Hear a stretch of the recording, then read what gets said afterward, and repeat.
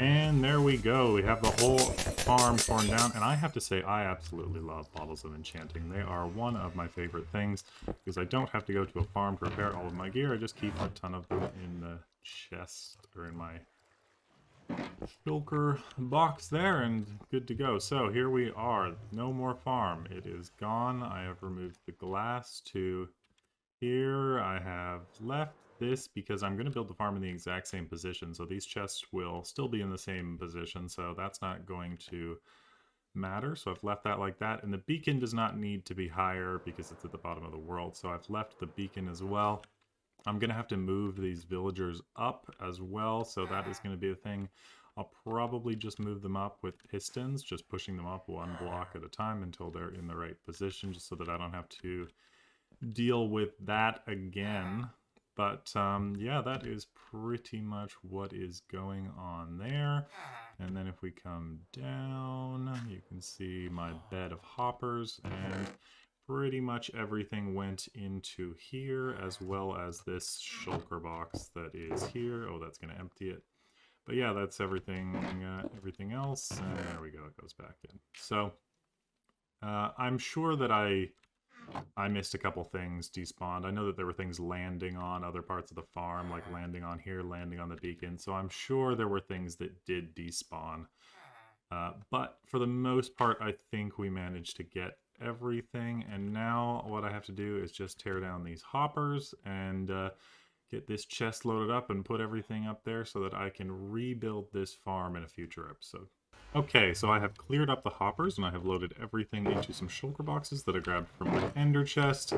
And there's a couple extra things. These are just from the farm, not actually part of it, but I think we got most of the bits of the farm back in here. We have the sword. I made sure to hold on to that, and this is most of it, and then I should be able to make up pretty much everything else out of my ender chest bits. I mean, I might need some extra glass and things like that, but shouldn't be a problem. These are my sponges, which I need to put back in my ender chest as well. I use those to clear up the water, but today is actually going to be about these right here. So my plan is actually to go back over to that village and get a couple villagers and bring them out into the perimeter into a spawn-proof box, which I am going to use for trading with them, specifically for quartz. I want massive amounts of quartz for my new base that I am going to be building in the mushroom biome. So what I want to do is take these and basically lay them out, put villagers in a pen, lay carpets over top of them, and then the villagers can still access them, and I can just walk around and trade with all of the different villagers and not have to worry about cells or anything like that. So we'll build up a spawn-proof enclosure. We will breed them until we have, I believe I grabbed 16 of these, a 4x4. So yeah, we'll breed them up until we have at least 16. And then we will get to do some trading with all of these emeralds that we've got. And I think what I'm going to do with this is put it over here in this corner, and I'm going to build it up in like a platform style build, just far enough away from the wall that nothing can attack them. But it does still have to be 100% spawn proof. And then if I want other trades or different types of villagers, I'll just build up another one next to it. So this one is going to be all about quartz and blocks that the masons give us. But if I want, say, a different one down the road, if I want Fletchers, or if I want something else, clerics for lapis or things like that, we will build up another cell. But yeah, so I'm going to go into my ender chest and I'm going to grab some blocks. I think I'm going to stick with the style that I have been building here and go with the sort of black stone aesthetic. And yeah, we will get that built up over there, and we've already got this rail, so that'll be perfect for bringing over a couple of villagers to start up the breeding process. So let's get to work on that. So I realized I was actually short a few of the things that I needed, so I ran back to my base, picked up a bunch of stuff. Specifically, I didn't have anything to feed the villagers to breed them, and I also got some wool so that I can make some beds to breed them as well. I've got wood in my shelter box, but I didn't have any wool, and I got the carpets. I also got some more soul sand and rails from my redstone box to be able to set up a little rail to over where we're going to build this platform. So now let's get that built up. Okay, so I have built up a bit of a pen here, and the beds obviously aren't going to be like this. This is just for breeding purposes. The entire floor here is going to be black carpet. And then the idea is that I will be able to walk in over here, but they will not be able to walk out anywhere, and they will be able to roam free in here. There are workstations underneath the carpet, which means they should be able to refresh their trades. And everything with this should be good to go. I've got 15 beds in here so that I can get 15 of them bred up. I could put down another one if I wanted to. I had 16, but I think I'm going to start with that. So this is looking pretty good. I got a little bit of a roof here, and of course everything here is 100% spawn proof. So I've got stairs and slabs all going on the top. And we've got ourselves a couple of villagers coming from our village over there that we got them for the raid farm as well. We got one there, and we should see the second one coming in right now. The villagers that I found right away were one adult and one baby, so we'll have to use those. Hopefully this doesn't bounce back. Yes. All right, so they're here. Now, the one thing that I didn't anticipate actually is babies when I built this, because yes, an adult villager can't get out, but while I'm breeding them, I don't want the babies to be able to get out, so I'm going to need to wall this in, and then I'll remove the excess walls once we're finished, but I'm just going to close this up before I let them out of their carts and start breeding them up. Okay, so I've cleaned up my inventory a little bit, closed this in with walls, and now I believe we can let them out of their carts. There we go, and there we go, and then I'll just close this back over with carpets. There we go. Now, before I can start breeding them up, obviously I need this one to become an adult, so that is going to take About 20 minutes, I believe it takes. I probably had a little bit of time over there before where it was growing up, but yeah, it should take about that long. So yeah, I'll be back in 20 minutes to start feeding them some bread. Okay, so we now have 2 adult villagers. I also went back over to my setup over there and grabbed all of the emeralds from the raid farm for as long as I did run it. That was an hour of emeralds, even though we don't have the farm anymore. But that's just a start. Now, one of these guys, yeah, you can see the trades are more expensive because I accidentally hit him as I was bringing them over.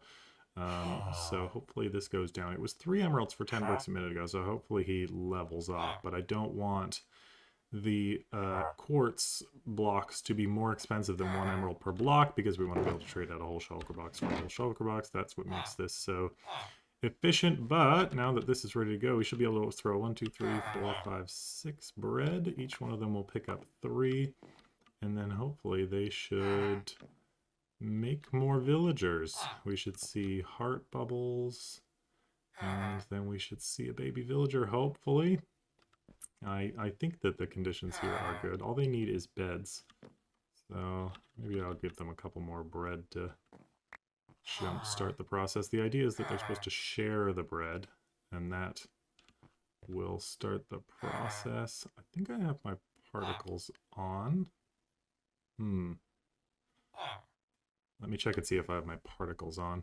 Yes, so I do have all of my particles at full, so we should be able to see when they are doing the villager making. Let's just give them a ton of bread. I know that they can make multiple villagers if you give them lots of bread, so come on.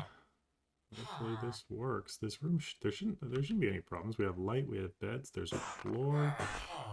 They're updating their trades because they are both now masons. And I wonder if that's the problem, is if I shouldn't have put the workstations down yet. Problematic. Yeah, you guys need to share bread between you. Giving them an entire stack of bread now, so if they don't make a villager, we have a problem. It shouldn't be the trades that are an issue. I have bred villagers with trades before, so that shouldn't be the problem, but maybe because it's the work day. Maybe we should just take out the workstations for now anyway, just to make sure, because it's just giving them something else to do. Oh, wait a second. No. That's my actual floor. Okay, so we're not taking out the workstations because that is the actual floor that I made. I didn't look at this from... Oh, I'm going to die flying out of this hole. I didn't look at this from below. What does it look like? Oh, goodness. Yeah, there are the workstations. Actually, that doesn't look too bad. Oh, well, this is frustrating. Hopefully this sorts itself out. I know sometimes it just takes some time, so I'll wait here and see if it happens. Oh, I think I just saw particles. I left the little room. Yeah, there they are, the heart particles. I left so that they weren't pathfinding to me or looking at me trying to sell anything to me. And I think it is now working. I haven't actually... There it is, baby villagers. So... Okay, so there is no problem here. I just need to leave and basically AFK around here so that these guys can breed up. They have more than enough bread to go again. Oh, it's nighttime now. So there we go, and eventually all of these beds will be filled. So I am going to do a bunch of AFKing and feeding these guys here until I have a full set of 15 villagers. Look at them all sleeping peacefully, and trust me, this is much better than when they're awake because the noise these guys make is an absolute racket. We're up to 13, hopefully they should breed up the last 2 any second here, and then we just have to get them, well, we have to wait until they're all adults, and then we can start trading with them. Okay, most of them are adults now, and you can hear the horrible racket over here of these guys all talking, so let's just turn this down to basically nothing so they're quiet, but you can also hear them using their workstations. There are 3 over here that are yet to grow up, and then I'll take out the lower walls here, but what we can now start doing is getting some emeralds and getting them all up to full trades. So basically just gotta level all of them up. Look at them, they're holding bricks, just wanting to just sell them to me. I don't really need the bricks, but I'm gonna have to do one full set for each one of these, and then we'll keep going with whatever their next trade is that they get. I believe it's the chiseled stone for all of them. Yep, so we'll have lots of chiseled stone as well, and yeah, we'll get these all leveled up to full level, because that's what we need to be able to get the quartz from them. No, you guys, okay, good, the bad angry particles, because they shouldn't be able to make any more baby villagers, because we don't want any more in here. This is our full capacity. So I am going to figure out what to do with all of these bricks. I guess I can just make them into bricks. I'm never going to use them for anything else, and that way I can just load these back into here. Yeah, this will be fine, and we will get these guys all leveled up. So buying bricks, and then buying chiseled stone until we get all the way up to the quartz trades. It's actually fun that I know you can tell by their belts what level they are. Like the gold right now is the journeyman, and this one right here with the brick is the apprentice. But also you can kind of tell by sometimes by what they're holding. So like the guys with the chiseled stone are higher levels, and then you want to find the guys who are just holding bricks, who are the base level or the chiseled stone. So as I go through this and you see like the higher belts, that's just kind of how you know who to go to and who to level up in the order, because I'm trying to get everybody here leveled up to full. See, here's a guy with just bricks, and that guy probably just has bricks, yeah, and then just throwing it all in the top chest. And then some of these guys, you'll see them holding the granite, which I'll definitely take the granite. I don't really want the ones who are selling diorite, but I'll take it, I guess, just to get them leveled up. The granite I will definitely take, and then just throw it all up in here once I've crafted this into bricks. It's just a bit time consuming to get all of this done, but we'll get them all leveled up and squared away so that we can start getting quartz at a crazy pace. And we have done it. You can see that they now all have blue tags on their waistcoats, which means they are full master masons. They do blocks of quartz and quartz pillars at 1 emerald for every single one of them. And I think even the one that I accidentally punched is now down to 1 emerald as well. So that is why it is much more efficient to do this than the other blocks, because you get more blocks per emeralds than you do with this. So like when I'm trading for quartz, it's 1 emerald per 1 quartz. So 1 shulker box of emeralds is 1 shulker box of quartz. But this turned out to be, this is all the stuff that I got from trading with them to level them up, and that was not even a shulker box of emeralds. So this is much more you get. So this will be super efficient. So what I'm going to do is figure out exactly how long it takes me to trade for 1 full shulker box of quartz from these guys. And I am just going to do quartz blocks. I'm not going to do quartz pillars to start. Maybe I will do some quartz pillars in the end, but this is a test just to see how long it takes me to do that with their refreshing trades and everything. So I will throw a timer on and we'll see exactly how long this takes. So let's do it. So after trading with these guys for a few minutes, I have found that I don't really need to time it in order to figure out exactly how much I get, because this is how many blocks of quartz I get from trading with all 15 villagers once. So 64, 64, 52, almost 3 stacks. And that represents 12 quartz from each villager before they lock up.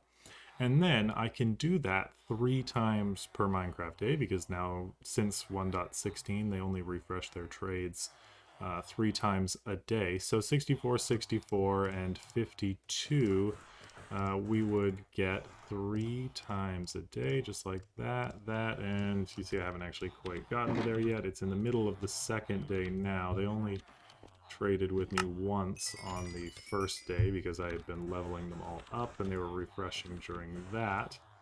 But if I just find one more here, there's another.